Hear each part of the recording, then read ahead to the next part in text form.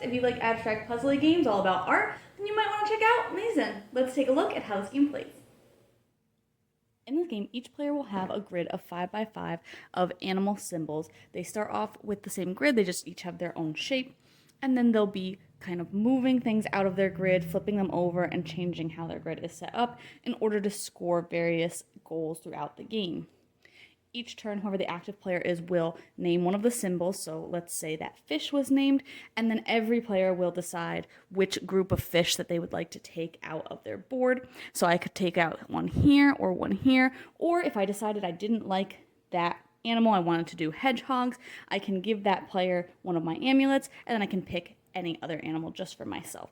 But I'm okay with the fish coming out, so I'll take those out. If there was anything above those, so if this had been up here and the group was here, I would just slide down any of the other tiles I need to, and then again, I would flip all of those tiles over, and then I can put them back into my grid any way that I like. So maybe I'll put this here, here, and here.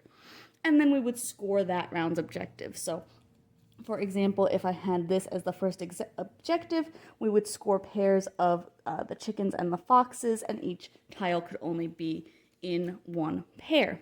Players would then move their score marker around the board, and we'd proceed to the next round. You can always see 2 of the scoring objectives, the current round and the coming round, so you can try and prepare your board a little bit as well.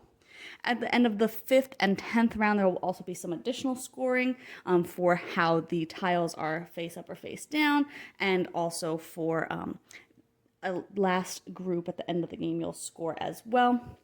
And then the player with the most points will win. Overall, I like a game that's a little bit of a puzzle. It's fun that, no matter what symbol somebody picks on their turn, you have a couple of different options usually for something to take out of your board and kind of rearrange based on how they flip over to try and accomplish the different goals round to round. And I like knowing the goals that are ahead, so maybe you can try and prep for them as well a little bit.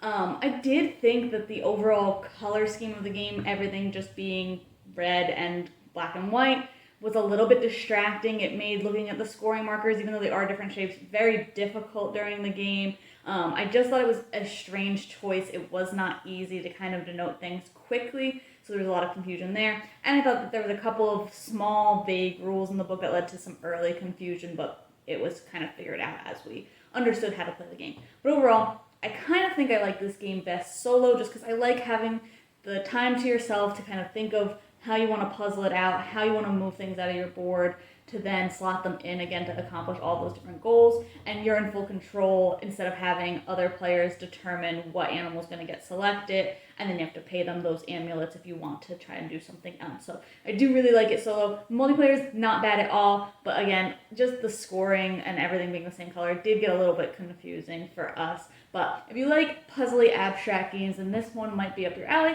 So check out my full thoughts on the blog today to decide if this one's for you.